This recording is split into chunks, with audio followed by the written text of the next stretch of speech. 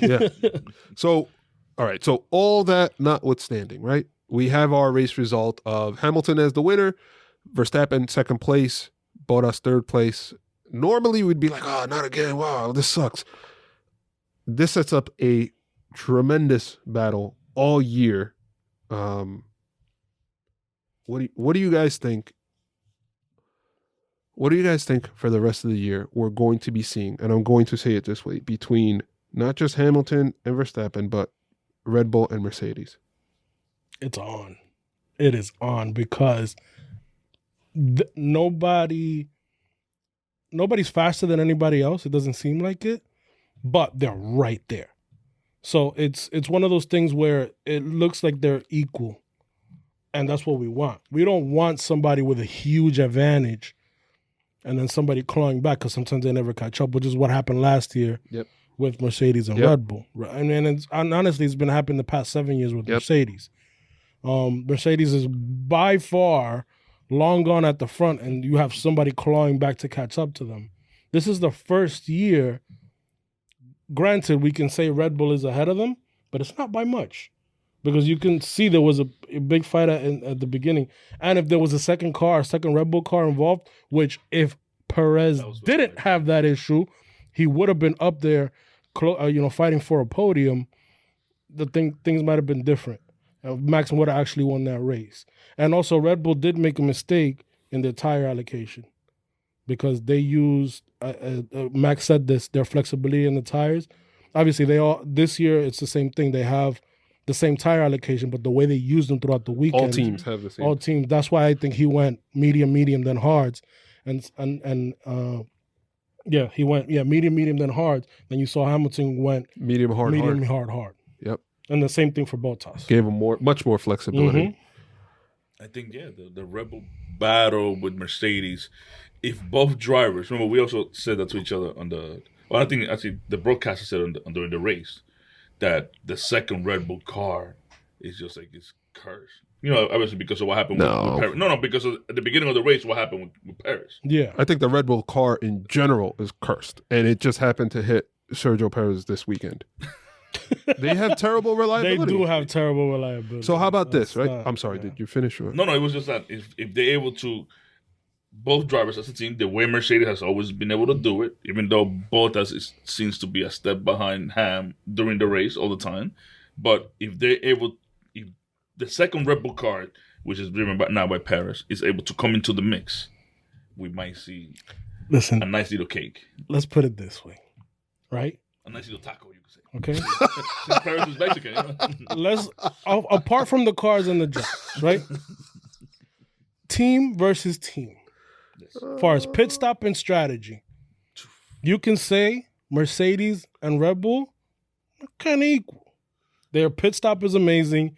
Their strategy calls, when it needs to be, over the past few years, have been spot on for both teams. Yes. Kind of equal there, right? Now, I would say Red Bull's better in the sense that Mercedes had the pace to cover up any mistake, so it didn't really matter. So there you go. And you would say it's better because Red Bull throughout the year have been able to pull out victories. The perfect example, China 2018, Daniel Ricciardo blasting past the field with the double stack pit stop. It was ridiculous. But you can't say that one is better than the other. It's a toss-up. You can't really say one is better than the other. It's there because Mercedes is the defending world champion, and they've made spot-on calls as well, right? Now, you have the top drivers are pretty much equal now. Evenly matched. You have the wily old veteran Lewis Hamilton, who in this race showed why he is the world champion. Well, let's not get it twisted. Yeah. Okay, because at the end of the day, the way he defended from Max Verstappen was he put that car in the perfect spot every single time. Nope, that's not true. No. In my opinion, I believe experience won the race, and that's what Hamilton has over Verstappen. Why is it not true, though? It's not true because we saw Lewis Hamilton make a mistake on that lap in which Max Verstappen passed him. So what I want to ask you guys is this, right?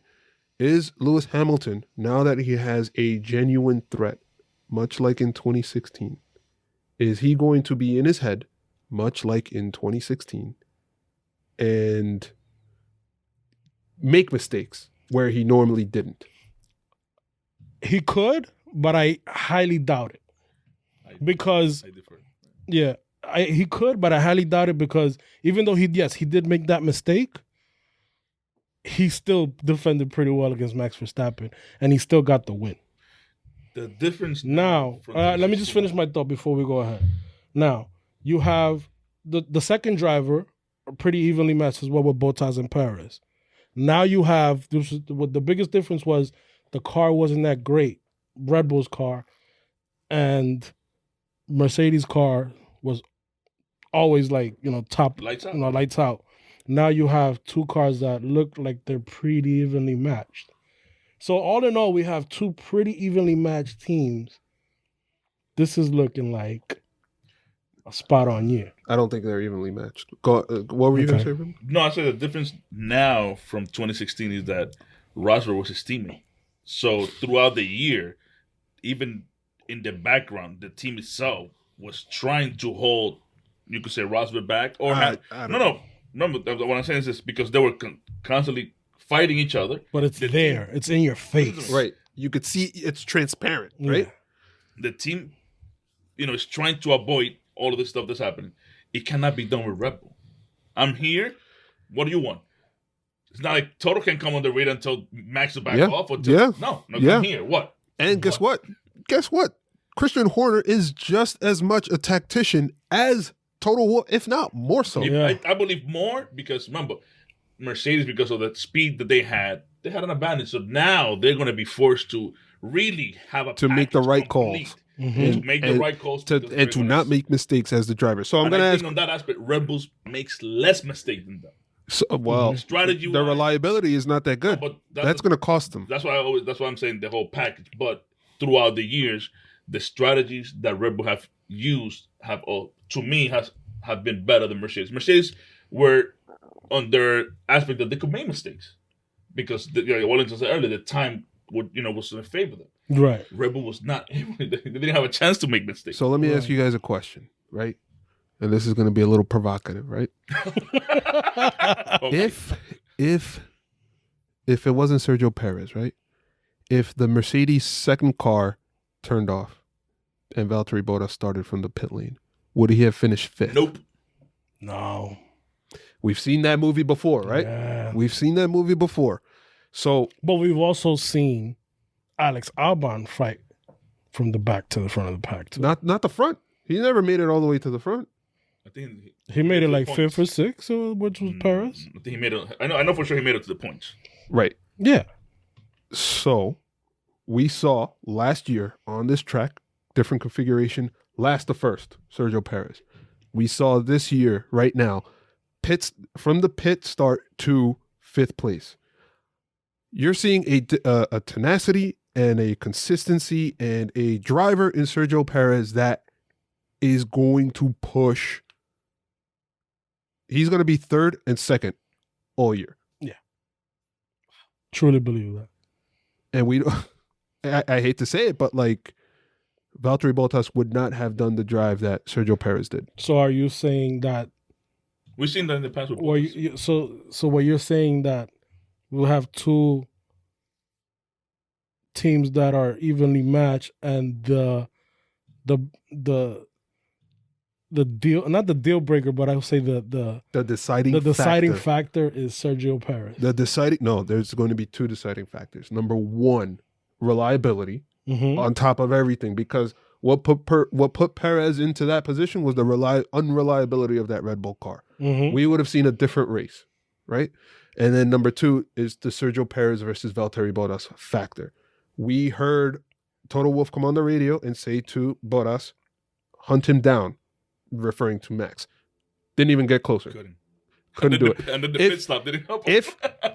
If he could have pushed, gotten the pace up, Max kills his tires because Bottas is behind them. And then all of a sudden, this race looks even more different than what we got. It's going to be an issue all year where we didn't get it much this race because of what we saw from at the front, and we didn't really experience it with Perez and Bottas. But the magnifying glass is going to grow It's going to be like the ants where we put the sun on the magnifying glass to burn them up. That's going to be Bottas. He's going to get burnt up by the end of this year, and we're going to say adios. Cruel. We're going to say adios, He's gone Valtteri. this year. Yeah. Okay. Hey guys, this is Wellington from the Jump to Start Racing crew. Before we start, I want to make sure to tell you to destroy that like button and to make sure to hit subscribe to be up to date with our episodes and clips. Please make sure to follow us on Instagram and Twitter. Our handle on both platforms is @JumpTheStartF1. See you there.